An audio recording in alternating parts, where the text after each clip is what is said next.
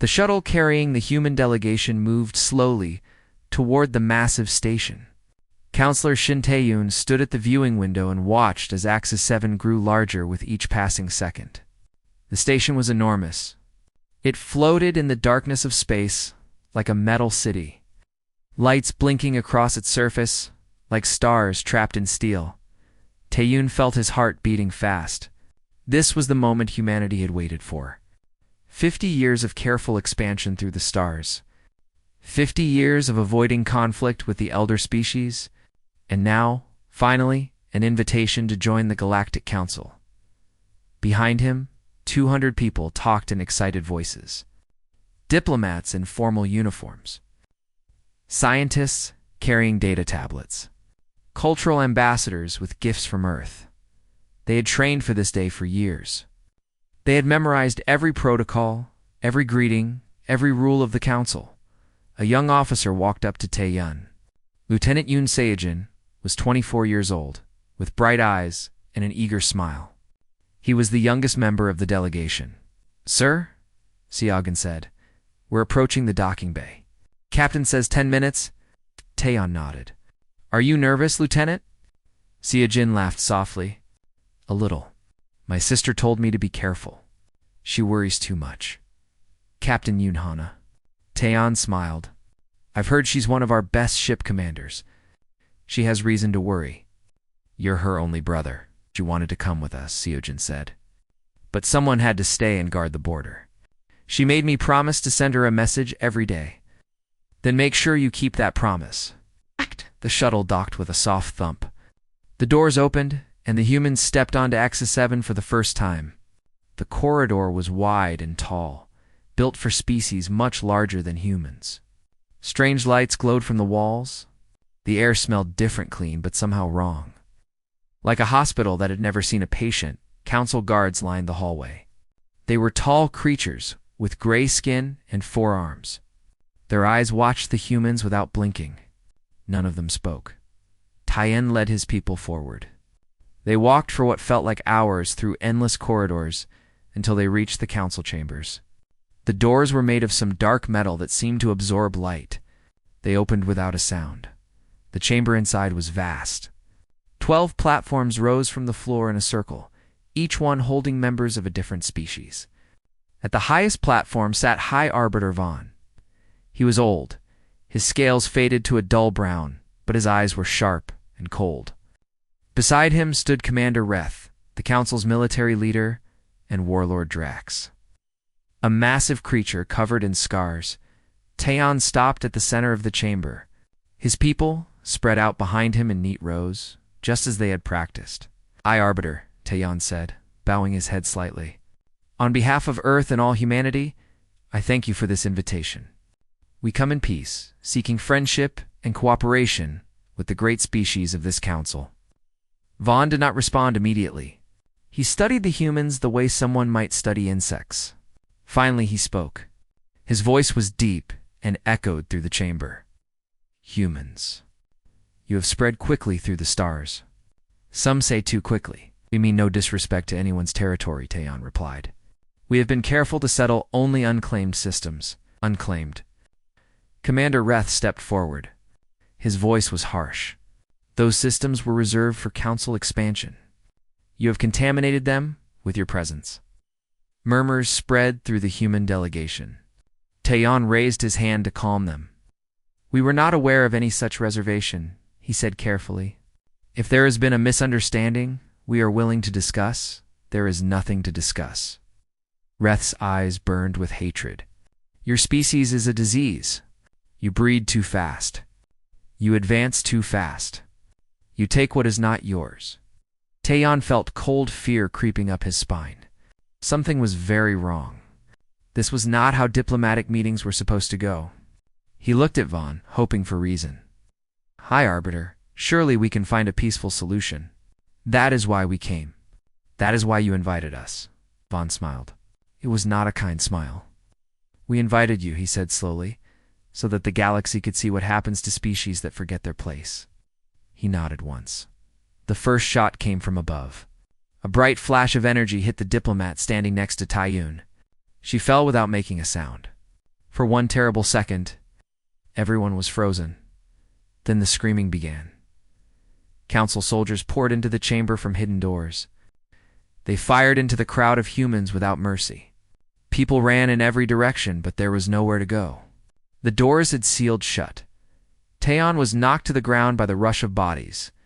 He crawled through the chaos, his ears filled with the sounds of death. He saw Seojin trying to shield a young scientist. Then a blast of energy hit them both. They fell together. The massacre lasted 11 minutes. When it was over, the floor was covered with bodies. 187 humans lay dead on what was supposed to be sacred, neutral ground. The council soldiers walked among them, checking for survivors. Taeon lay still beneath 2 bodies. He had blood on his face that was not his own. He barely breathed. In his hand, hidden from view, he held his communication device. It had been recording everything, transmitting everything back to Earth. He waited until the soldiers moved away. Then he began to crawl, slowly, painfully, through corridors filled with death. Past guards who thought all the humans were dead, he found a maintenance bay with a damaged shuttle. It was small and barely functional, but it flew. As the shuttle limped away from Axis 7, Taeon looked back at the station. His friends were still in there, his colleagues. People who had trusted him to lead them to a new future. He had led them to a slaughter. On Earth, the transmission arrived at exactly 14:32 Earth Standard Time. Every screen on the planet played the footage. In homes, in offices, in schools, in government buildings everywhere, people watched. They watched their diplomats die. They watched their scientists murdered. They watched a young lieutenant named Yoon Seojin fall while trying to protect someone else. In a military command center, Captain Yoon Hana watched the footage. She watched her brother die. Her hands gripped the console so hard that her knuckles turned white. Her face showed nothing. But her eyes held something that made everyone in the room step back. Across the planet, billions of humans stood in silence. The shock was too great for tears. Too great for words, then, slowly, the silence changed. It became something else. Something darker. Something that had been sleeping inside humanity since the first tribe had gone to war against another. The rage came, and it would not stop until the galaxy burned. 3 days after the massacre, every human ship in the galaxy received the same order. Return home. Do not engage. Do not respond to any communication. Just come home. The Council watched with satisfaction as human vessels retreated from every corner of known space. Colonies went dark. Outposts shut down. Trading stations sealed their doors. Within 2 weeks, humanity had pulled back behind an invisible line that the galaxy began to call the Human Line. High Arbiter Vaughn stood on his platform and addressed the Council with pride in his voice. "You see," he said, "they have learned their lesson. The humans know their place now. They are weak, just as I said. They will hide in their little corner of the galaxy and trouble us no more." Commander Reth nodded in agreement.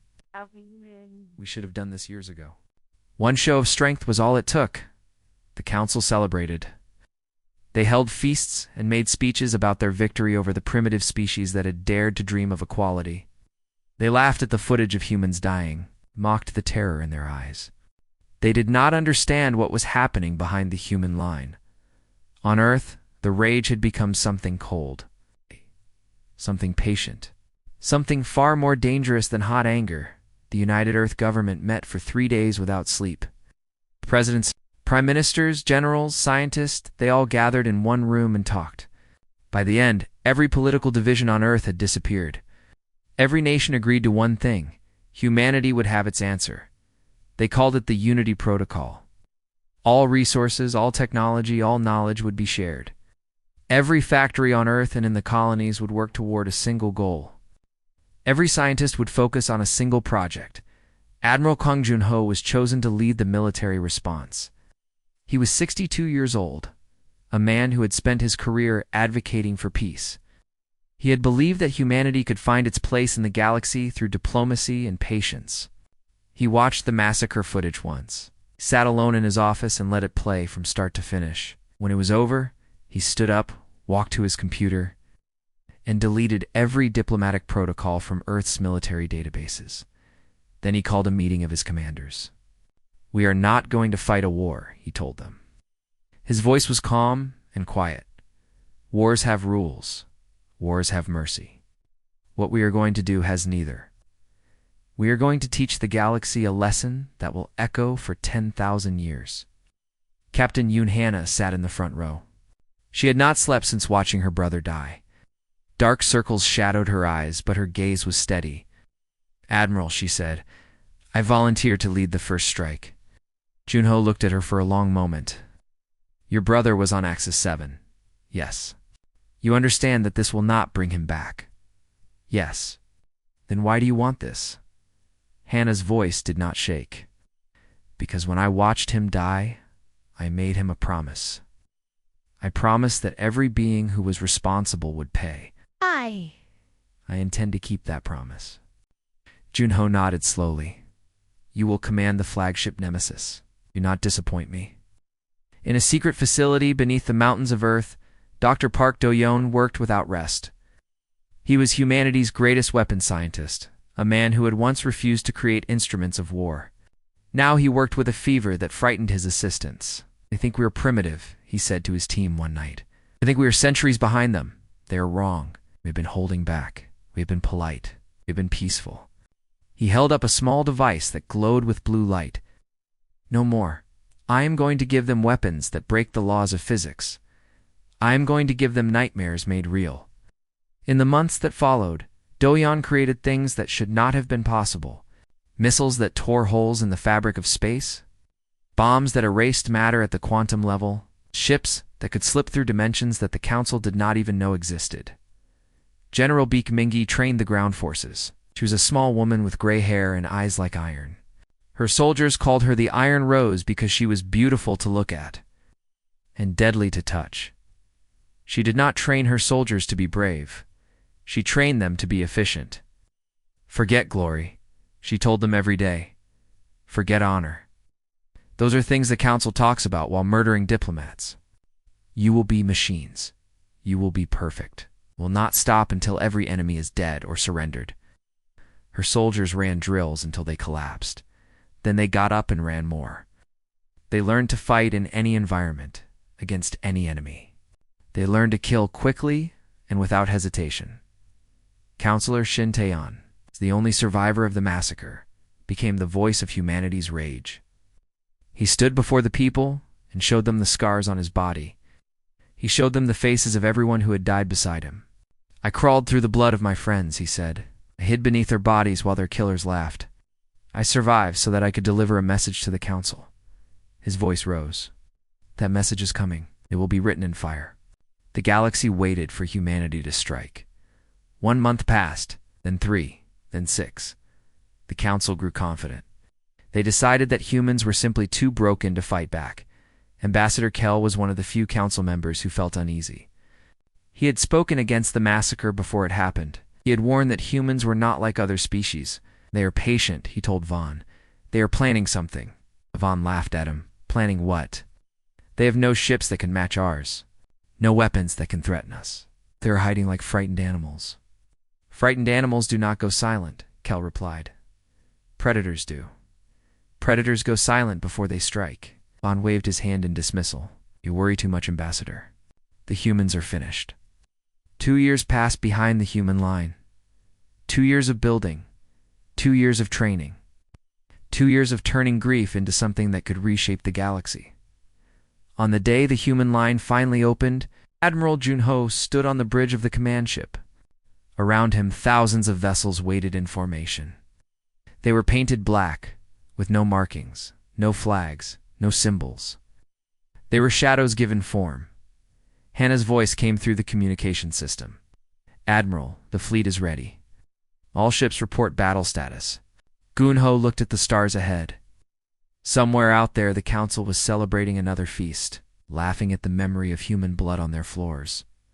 "All ships," he said quietly. "Begin the reckoning." The Black Fleet moved forward, and the galaxy would never be the same. The first warning came from a small outpost on the edge of Council space. a young communications officer noticed something strange on his sensors. Ships were approaching. Many ships. More ships than he had ever seen in one place. He sent a message to his commander. "Sir, we have contacts. Hundreds of them. Maybe thousands. They are moving fast." Before the commander could respond, the outpost went dark. No explosion, no battle. The station simply stopped working. Every light, every computer, every life support system died at the same moment. The crew floated in darkness, screaming into communicators that no longer worked. Humanity had arrived. Admiral Junho's strategy was not about conquest. It was about destruction. His fleet did not attack the Council's homeworlds first. Instead, they targeted everything that kept the Council alive. Supply stations, communication relays, shipyards, fuel depots. One by one, the lights of Council civilization went out. "They cannot coordinate if they cannot talk to each other," Junho explained to his officers. "They cannot fight if they cannot build ships. They cannot run if they have no fuel. We will make them blind, mute, and helpless. Then we will finish them." Captain Yunhana led the first major engagement. Eradication was a military hub where the Council kept 200 warships. Intelligence said it was their strongest position in the outer sectors. Hannah brought 50 ships. Her commanders thought she was insane. The Council fleet moved to intercept her. Their commander, a veteran of 100 battles, sent a message mocking the small human force. 50 ships against 200? Humans truly are as stupid as we thought. Surrender now, and we might let some of you live as slaves. Hannah did not respond with words. She responded with weapons that made the Council commander scream in confusion. The Nemesis fired first. A single missile that seemed to do nothing. Then space itself twisted around the Council flagship. The ship folded inward, like paper being crushed by an invisible hand. In seconds, it was compressed into a ball no larger than a fist. A tiny new star blinked into existence where the ship had been. Quantum, singularity warheads. Dr. Park's gift to humanity. The Council fleet panicked. Ships tried to retreat, but Hannah's vessels moved through space in ways that should have been impossible. They appeared behind enemy lines. They fired through dimensions. They turned the Council's own weapons against them by manipulating gravity fields. The Battle of Eradication lasted for hours. When it was over, not a single Council ship remained intact. Human losses. 3 vessels damaged, none destroyed. Hannah broadcast a message to the survivors floating in escape pods. "Go home. Tell your leaders what happened here. Tell them we are coming." She'll let them go. She wanted witnesses. She wanted the Council to understand what was approaching. Across the galaxy, the same scene repeated. Human fleets appeared without warning and destroyed everything in their path. Council commanders who had spent their lives feeling superior found themselves facing an enemy that made their best weapons look like toys. Ambassador. Kel watched the reports with growing horror. He had tried to warn them. He had told Vaughn that humans were dangerous. Now it was too late. He made a decision that could cost him his life. He secretly contacted Counselor Tae-yoon. "Counselor," he said, his voice trembling, "I know you have no reason to trust me, but I need to warn you. Vaughn is desperate. He is preparing to use planet-killing weapons on your colonies. He wants to make you feel the same pain he is feeling now." Taeyeon's face was cold on the screen. "And why are you telling me this, Ambassador?" "Because I did not agree with what happened on Axis 7, I voted against it. And because what Vaughn is planning will not save the Council, it will only make your people angrier." "You are correct about that," Taeyeon said. "Thank you for the warning. But tell Vaughn something for me." "What?" "Tell him he can try." 2 weeks later, a Council fleet carrying planet-destroying weapons moved toward the human colony of New Seoul. They expected to find a small defensive force. They found Admiral Junho's entire fleet waiting for them. The Council commander tried to surrender. Junho refused. "He came to murder millions of innocent people," he said. "There is no surrender for that." The Council fleet was erased from existence in 17 minutes. On the surface of the nearest Council world, General Baek Minji landed with her ground forces. The planet was a military stronghold called Fortress Keth. Intelligence said it was impossible to capture. Minji did not try to capture it. She used Project Silence. Dr. Park had created the device himself, a weapon that sent out a wave of energy that disabled all technology within an entire star system. Ships, stations, weapons, communication, everything. Stopped, Fortress Keth's defenders found themselves holding guns that would not fire, wearing armor that would not move, surrounded by vehicles that would not start. They were the most advanced military force in their sector, reduced to helpless targets. Mingi's soldiers landed in simple shuttles that had been designed to work without complex electronics. They wore basic armor and carried weapons that used gunpowder and steel. Old technology. Primitive technology. Deadly technology. The battle for Fortress Keth lasted 6 hours. When it was over, Mingi stood in the command center and looked at the bodies of the defenders. Her face showed nothing. Send a message to the council, she told her communications officer. Tell them Fortress Keth has fallen. Tell them to check their other strongholds. They will find them empty too. It was true. While the galaxy watched the battle at Fortress Keth, human special forces had infiltrated and destroyed 12 other military installations. The council's defensive network was shattered. High Arbiter Vaughn received the news in his private chambers. His scales had gone pale. His hands shook as he read the reports. How is this possible? He whispered. They were primitives. They were nothing. Commander Reth stood beside him. For the first time, there was fear in the warrior's eyes. High Arbiter, we need to negotiate. We need to offer them peace before they reach the core worlds. They will not accept peace, Vaughn said. I saw the look in that human's eyes when we killed his friends. They do not want peace. They want us dead. He was right. Across the galaxy, the message was spreading. Species that had lived under council rule for centuries watched as the mighty empire crumbled. Some were terrified. Others began to hope. And on the bridge of the Nemesis, Captain Hannah looked at the star map, showing council space. More than half of it was now marked in red, conquered, destroyed, or surrendered. She touched the photo of her brother that she kept in her pocket. Coming, Sejun, she whispered. We're almost there. The war entered its 3rd year. The galaxy had changed beyond recognition. Of the 12 species that had sat on the council, 6 had surrendered completely. They had handed over their military leaders, their weapons, and their pride. They had opened their borders to human forces and begged for mercy. 2 species no longer existed as civilizations. They had refused to surrender. They had refused to hand over the soldiers who participated in the massacre. Admiral Jinho had given them one warning. When they ignored it, he had demonstrated what humanity meant by consequences. Their homeworlds still existed.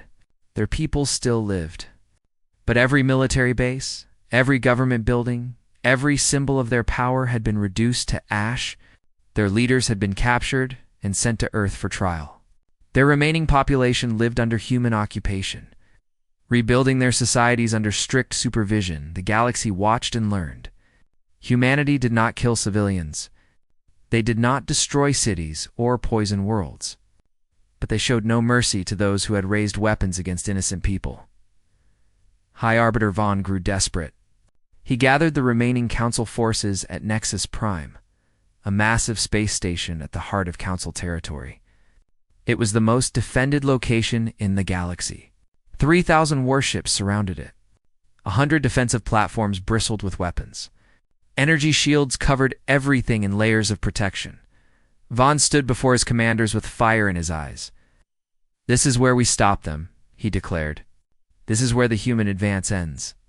They have won battles, but they have not faced our full strength. Today, we show them what the Council truly is. Commander Reth nodded, but there was doubt in his heart. He had studied the reports from every battle. The humans did not fight like any enemy he had known. They did not follow rules. They did not care about honor. They simply won. Admiral Junho brought 800 ships to Nexus Prime. The Council commanders laughed when they saw the numbers. 3,000 against 800. Even with their strange weapons, the humans could not overcome such odds. The battle began at dawn. Council time. Human ships moved forward in perfect formation. The Council fleet opened fire with everything they had. Energy beams and missiles filled the space. Between them, like a wall of death, the wall hit nothing. Junho's ships slipped through dimensions, peering behind the Council formation. They attacked from angles that should have been impossible. The Council's targeting systems could not track vessels that existed in multiple places at once. What is happening? Vaughn screamed from his command center. Where are they? Everywhere, Reth answered grimly. They are everywhere. The human fleet used gravity as a weapon. They created fields that pulled Council ships into each other. Vessels collided at high speed, exploding into clouds of debris. They created small black holes that swallowed entire squadrons. Captain, Hana led the strike force that targeted Vaughn's flagship. Her ship, the Nemesis, cut through the Council formation like a knife through paper. Behind her came 100 vessels, each one carrying weapons that turned the laws of physics into suggestions. Vaughn's flagship was the largest, a ship in the Council fleet. It carried 10,000 crew members and enough weapons to destroy a small planet. It was supposed to be invincible. Hannah disabled it in 4 minutes. Her weapons did not destroy the ship. They simply turned off every system aboard. Lights, engines, weapons, life support, everything stopped. The massive vessel drifted helplessly in the void, dark and silent. Hi, Arbiter, Hannah broadcast. Your flagship is dead. Your fleet is dying. Surrender now, and I will allow your crew to live. Vaughn's response was to launch escape pods. He fled his own ship while his soldiers were still fighting. Hannah watched the pods flee toward Nexus Prime. She could have destroyed them easily. Instead, she let them go. Let him run, she told her crew. I want him to see everything fall before we take him. The Battle of Nexus Prime lasted 6 hours. By the end, the Council's 3,000 ships had been reduced to scattered debris. Human losses: 47 vessels destroyed, 200 damaged. A victory so complete that military historians would study it for centuries. But the war was not over. Not yet. General Mingi landed her forces on world after world. She gave each planet the same choice: surrender the war criminals or face the consequences. Most surrendered immediately. They had seen what happened to those who resisted. Local governments dragged Council loyalists from their homes and handed them over to human forces. Military commanders were arrested by their own soldiers. Politicians who had supported the massacre found themselves abandoned by everyone who had once served them. On the planet Kef 7, Commander Reth tried to escape. He had been the one who ordered the soldiers to fire on the human delegation. He had watched Taeon's friends die and smiled. Now he ran through the streets of a city that was burning around him. Human soldiers were everywhere. The population had turned against him, blocking his path, shouting his crimes at him. Minji found him hiding in a basement. He was covered in dirt and shaking with fear. The great military leader of the Council looked like a frightened child. Please, he begged. I was following orders. Vaughn told us to do it. I am just a soldier. Minji looked at him with eyes as cold as space. Shot unarmed diplomats, she said. You killed scientists who had come to share knowledge. You murdered a young man who was trying to protect others. She pulled out her communicator. Lieutenant Yoon Sejin. That was his name. Did you know that? Reth said nothing. His sister is the captain of our flagship. She is asked to execute you personally, but she will not get that chance. You are going to Earth. You are going to stand trial in front of the families of everyone you killed. You are going to look into their eyes and explain why their children had to die. Us. Reth began to cry. Just kill me, please. Just kill me, no, Minji said. Death is too easy. You are going to live with what you did, and the galaxy is going to watch. Across Council space, the same scenes played out. War criminals were captured. Collaborators were identified. The structure that had ruled the galaxy for millennia collapsed like a house built on sand. On Earth, people watched the news feeds with grim satisfaction. They did not celebrate. There was no joy in this victory, only the cold comfort of justice being served. In his office, Admiral Junho studied the maps. Only one target remained: The Council homeworld? The seat of power for an empire that had thought humans were insects to be crushed? Prepare the fleet, he ordered. We end this tomorrow. The final battle was coming, and High Arbiter Vaughn would finally answer for what he had done. The Council homeworld hung in space like a jewel. Its surface was covered with ancient cities that had stood for 10,000 years. Its skies were filled with orbital platforms and defensive stations. Its people had never known war on their own soil. They had always been the conquerors, never the conquered. Today, that would change. Admiral Junho's fleet surrounded the planet in perfect formation. Every ship was in position. Every weapon was charged. Above the planet's atmosphere, the last Council fleet had gathered barely 200 ships. Crewed by soldiers who knew they were going to die, High Arbiter Vaughn stood in his palace and stared at the images on his screen. Human ships filled the sky like a black cloud. His fleet looked tiny against them, like small fish facing a whale. He had never imagined this day would come. 3 years ago, he had ordered the death of human diplomats because he thought they were weak. He had wanted to teach them their place.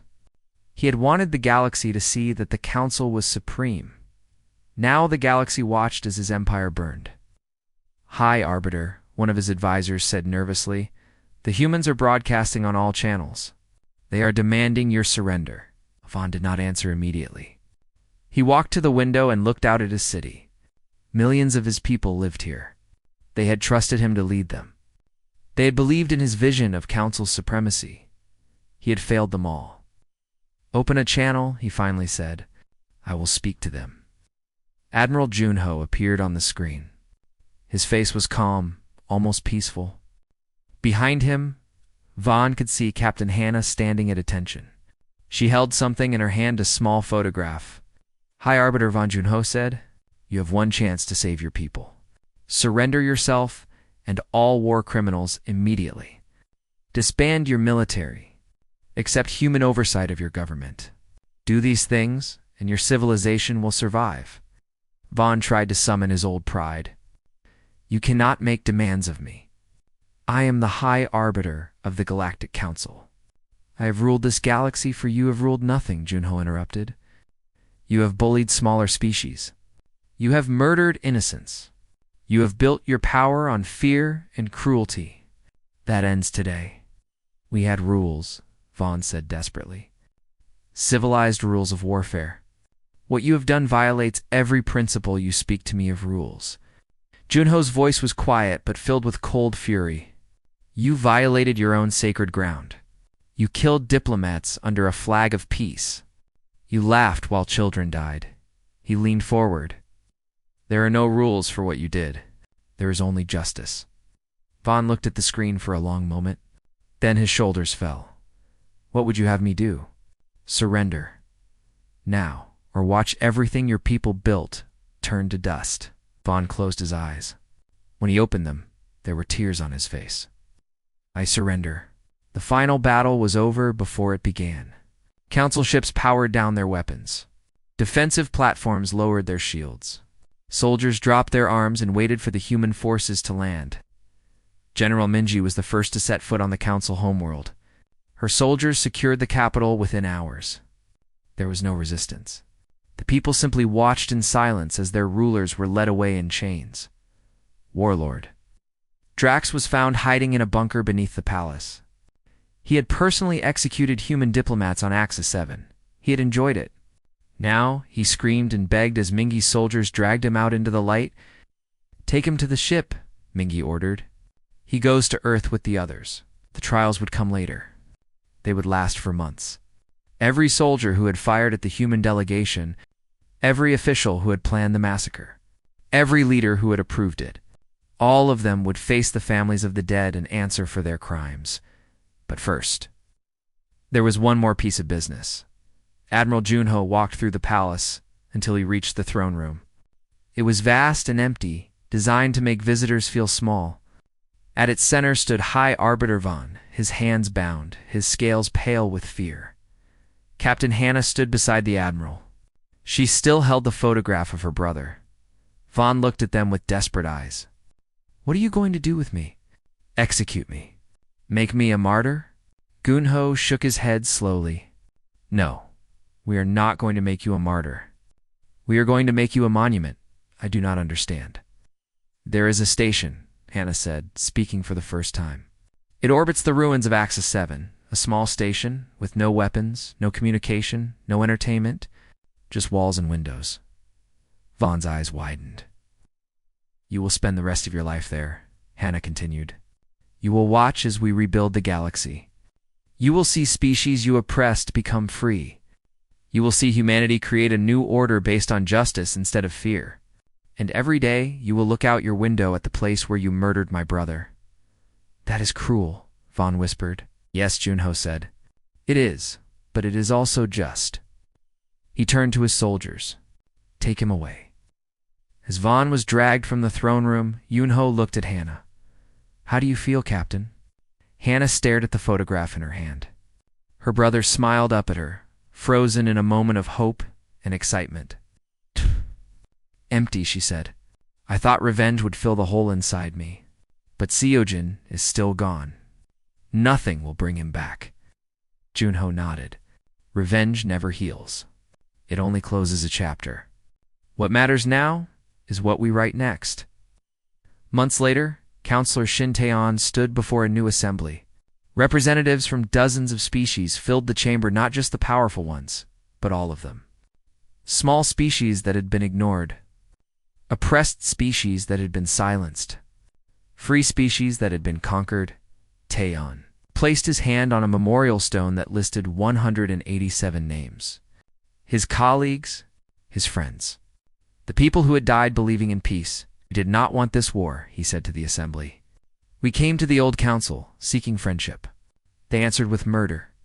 And so, we showed them what happens when you spill human blood. He paused, looking at the diverse faces before him.